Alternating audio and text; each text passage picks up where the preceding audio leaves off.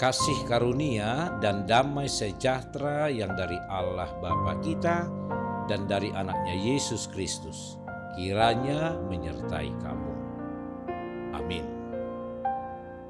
Shalom, Ibu Bapa dan saudara-saudara yang terkasih dimanapun berada pada saat ini.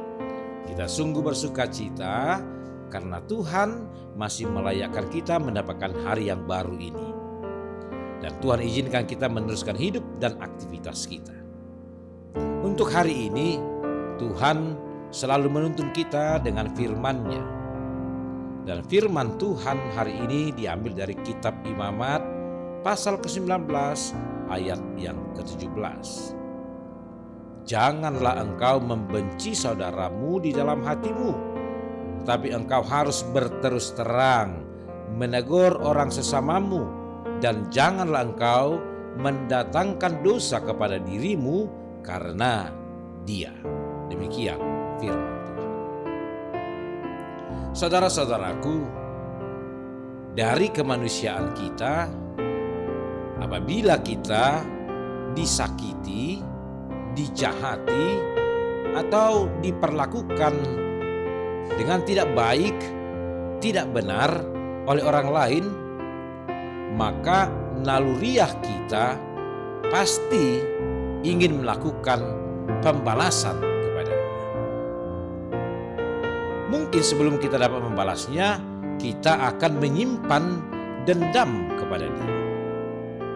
Dendam di hati sewaktu-waktu akan bisa meledak. Balas dendam tentu berasal dari hati yang marah, berasal dari sikap jahat kita. Sebenarnya balas dendam hadir dari ketidakmampuan seseorang untuk mengelola suasana hati dan kemarahannya atas sebuah tindakan yang tidak baik. Balas dendam sesungguhnya tidak akan pernah menghadirkan ketentraman di dalam hati. Jadi, Ibu Bapa dan saudara-saudaraku, tidak ada gunanya membalaskan dendam dengan tindakan kejahatan yang sama atau bahkan lebih buruk.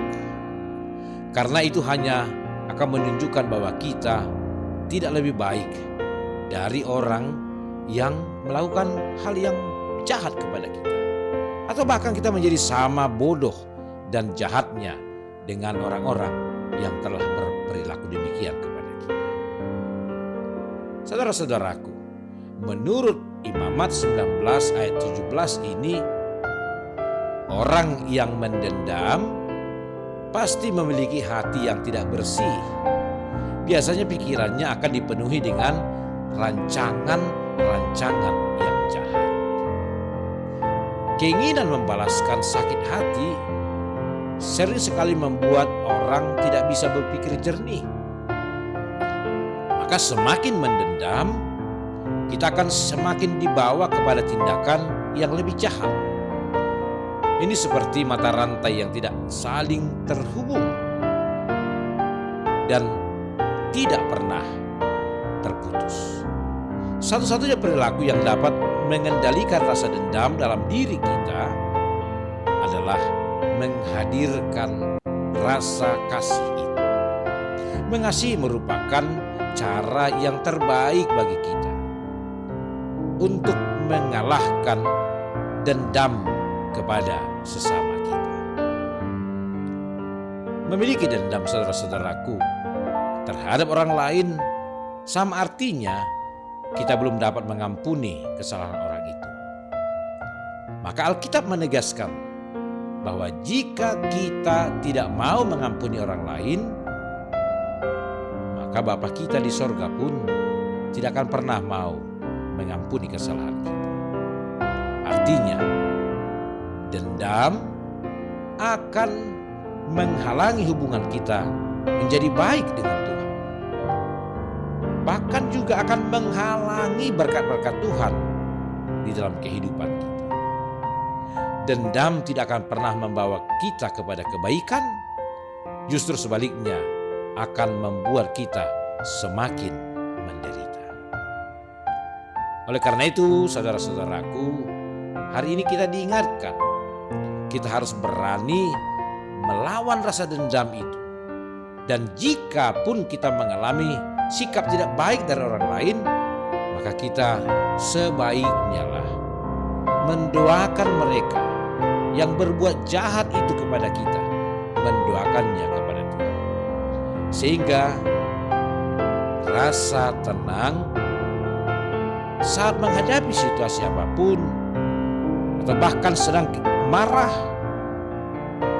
akan dihadirkan ketenangan karena kita mau menyerahkannya kepada Tuhan.